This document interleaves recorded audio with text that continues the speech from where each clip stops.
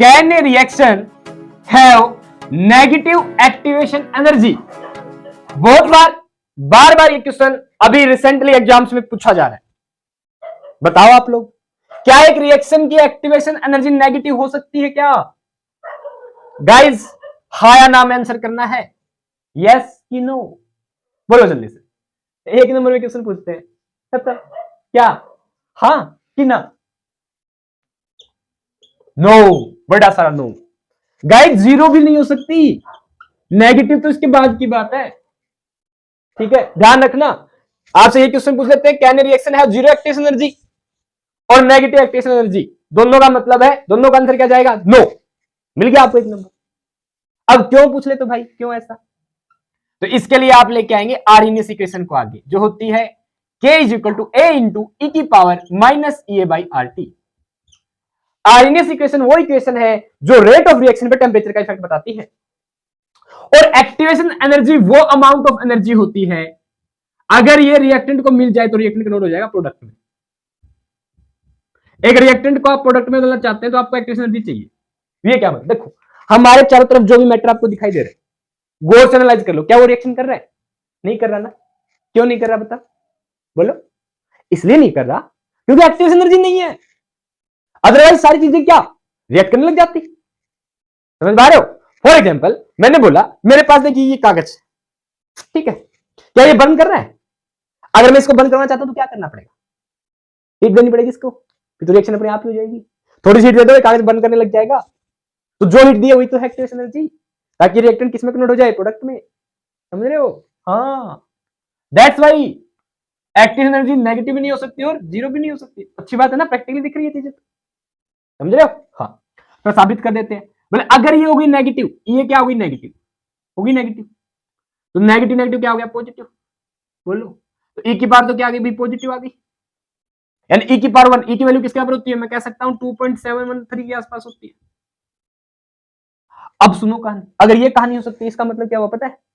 समझो, के क्या होता है भाई? रेट कांस्टेंट, ठीक है। ये किसको बताता है?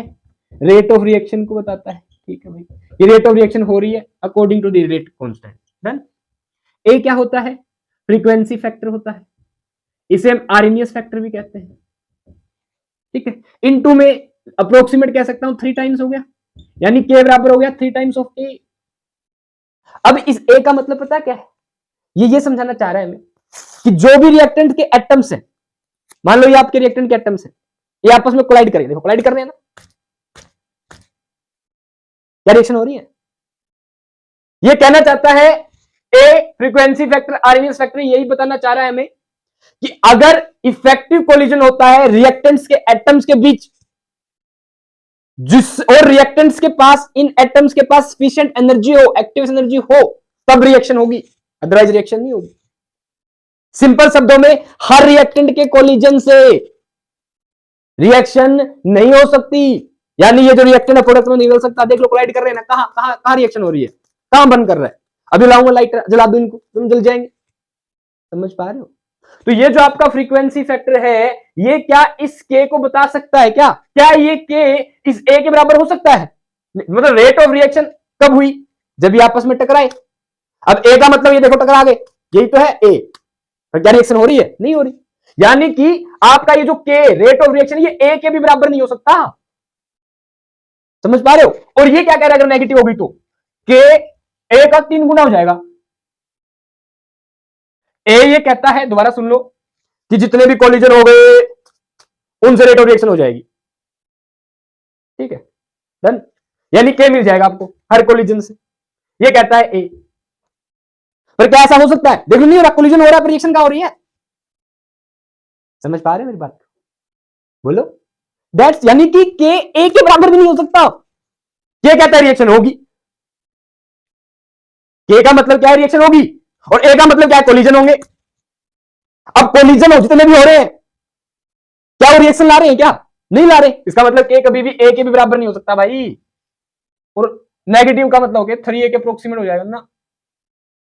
दैट्स वाई एक रिएक्शन की एक्टिवेशन एनर्जी नहीं हो सकती नेगेटिव, और नेगेटिव क्या जीरो भी नहीं हो सकती। अगर जीरो होती तो के किसका बराबर हो जाता? ए के। ये भी संभव नहीं है। समझ में आया? That's why no. तो गाइस हर जो भी आप है ना ये नो करते हो ना, इसका कोई ना कोई लॉजिक होना चाहिए, समझ, बिना लॉजिक के आंसर मत दिया करो। आई बात समझ में? हाँ, अच्छे से पढ़िए। All the best.